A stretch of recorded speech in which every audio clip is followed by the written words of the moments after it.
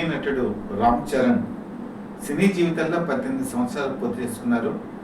సత్యబ్రత people live తరఫున శుభాకాంక్షలు తెలియజేస్తూ రామ్ చరణ్ తన మొదటి సినిమా చిరుత. ఈ చిరుత ఆ రోజు లాంచింగ్ ఎవరికి అప్పచెప్పారంటే అశ్విని దత్ ప్రొడ్యూసరు, అలాగే పూరి జగన్నాథ్, వీళ్ళిద్దరి మీద నమ్మకం ఉంచి మెగాస్టార్ చిరంజీవి ఆ ప్రాజెక్ట్ని అప్పచెప్పారు. మీకు అక్కినేని నాగేశ్వరరావు నటించిన అందాల రాముడు సినిమా కనుక చూస్తే దాన్ని మోడర్నైజ్ చేసినటువంటి సినిమానే చిరుత. బేసిక్లీ అయితే ఒక కొరియన్ మూవీ. ఆ కొరియన్ మూవీని ఇన్స్పిరేషన్గా తీసుకుని కొంత అటు ఇటు మార్చారు. బేసిక్గా ఆకలి అనేది ధనవంతులకైనా ఒకటే, పేదవాళ్ళకైనా ఒకటే. సో ధనవంతులైనా సరే మరి ఒకసారి ఆకలికి తలవక తప్పదు. సో అలాంటి ఒక మంచి కథతో ఈ సినిమాని అద్భుతంగా పూరి జగన్నాథ్ తీశారు. సెల్యులాయిడ్ మీద మంచి విజయం సాధించింది. ఒక విధంగా చిరంజీవి తగ్గ తనయుడుగా తనకు మంచి అలంకరణ ఇచ్చినటువంటి సినిమా చిరుత.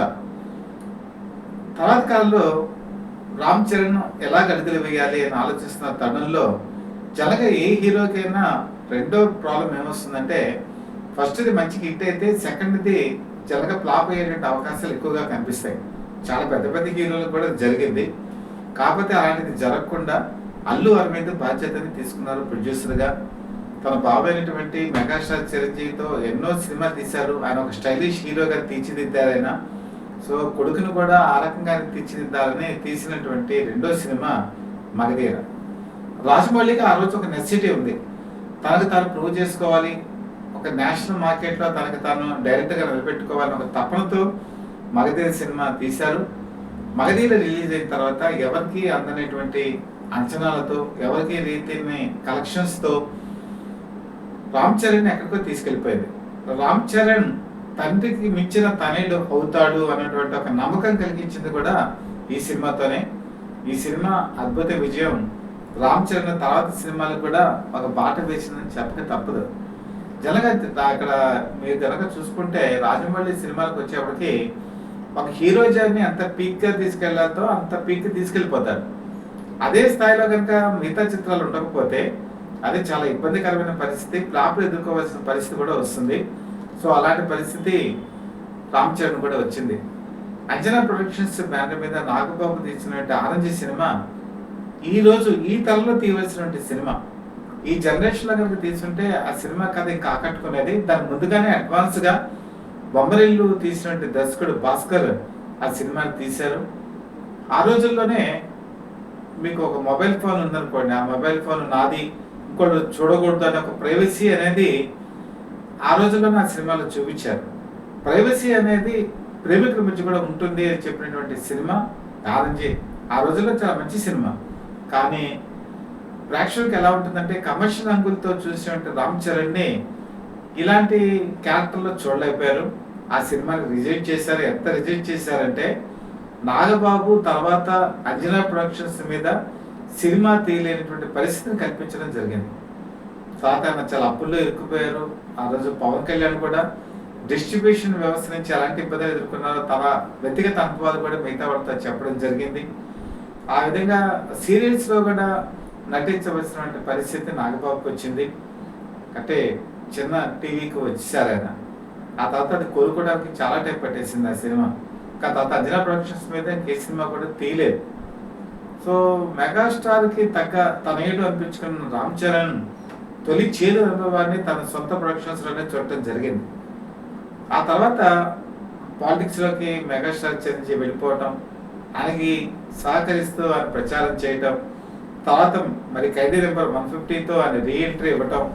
రీఎంట్రీ ఇచ్చినప్పుడు కొణిదెల ప్రొడక్షన్స్ పేరు మీద ఒక ఓన్ బ్యానర్ ఎస్టాబ్లిష్ చేసి నిర్మాతగా తండ్రికి ఏ విధంగా సహకరించాలో ఆ విధంగా సహకరించాడు రామ్ చరణ్. ఒక వినయంలో కానీ, లేకపోతే తండ్రికి క్యారెక్టర్స్ డిజైన్ చేయడంలో కానీ ఆయన కీలక పాత్ర వహించడం జరిగింది. ముఖ్యంగా సైరా సినిమా కనుక చూస్తే ఒక హిస్టారికల్ మూవీ.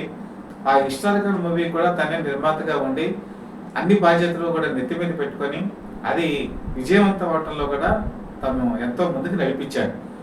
ఒక విధంగా ఒక కెరీర్లో అంతకుముందు అల్లు అరవింద్ మెగాస్టార్ చిరంజీవికి సంబంధించినటువంటి కెరీర్ బాధ్యతను మోసాడు. తర్వాత కాలంలో తనయుడుగా ఆయన కెరీర్ని ముందుకు నడిపించడంలో రామ్ చరణ్ కూడా అదే కీలక పాత్ర వహించాడని మనం ఇక్కడ చెప్పుకోవాలి. ఒక టైంలో చాలా మందికి డౌట్ వచ్చింది ఏంటంటే, అసలు మళ్ళీ రామ్ చరణ్ సినిమాలో నటిస్తాడా, లేకపోతే అల్లు అరవింద్ పాత్రనే నిర్వహిస్తూ కొడుకుల మీద ఇలా సినిమాలు తీసుకుంటూ వెళ్తాడా అనేటువంటి ఒక భావన కూడా కలిగింది.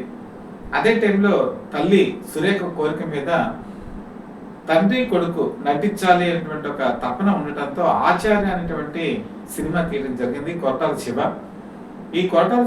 ఈ సినిమా మీద భారీ ఎక్స్పెక్టేషన్స్ తో రిలీజ్ అయింది. కానీ అనుకున్నది నెరవేరలేదు. ఆ సినిమా ఫెయిల్యూర్ అయింది.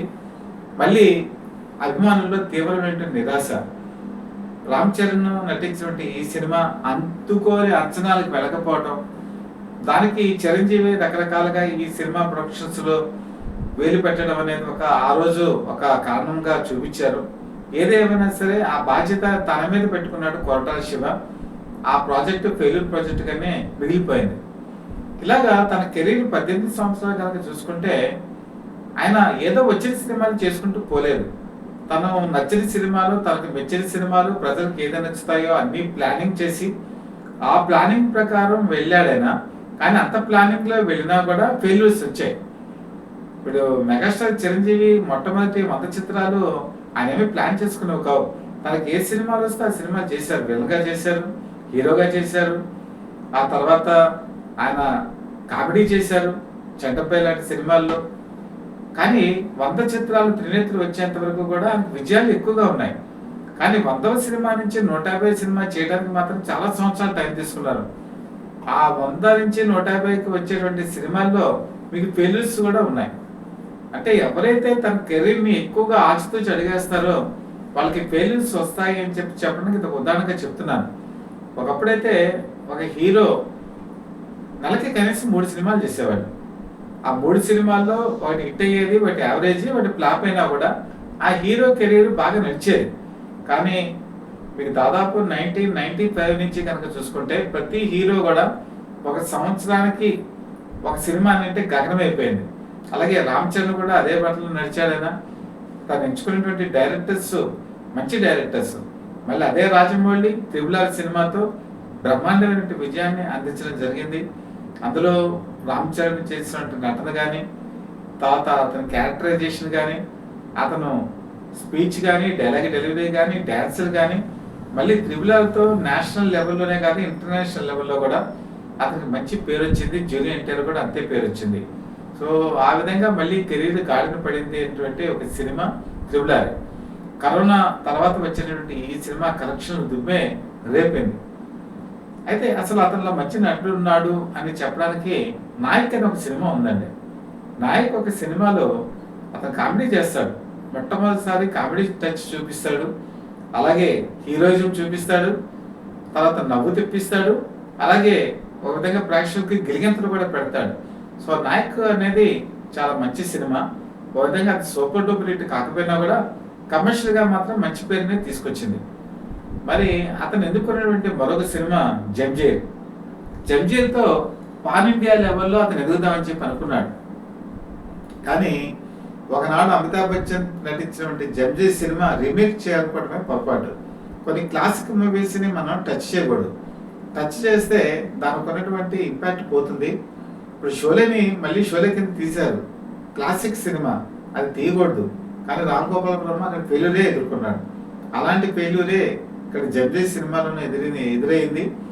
విధంగా అతను అపహాసానికి కూడా గురయ్యాడు. అతను ఫేషియల్ ఫీలింగ్స్ లేవని, అతను హీరోగా పెద్ద సూట్ అవ్వడని నార్త్ ఇండియా ప్రేక్షకులు చాలా మంది విమర్శించారు.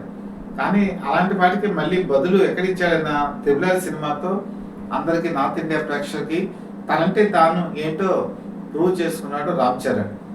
రామ్ చరణ్లోని నటన్ని బాగా హైలైట్ లోకి తీసుకొచ్చినటువంటి సినిమా ఏదంటే రంగస్థలం.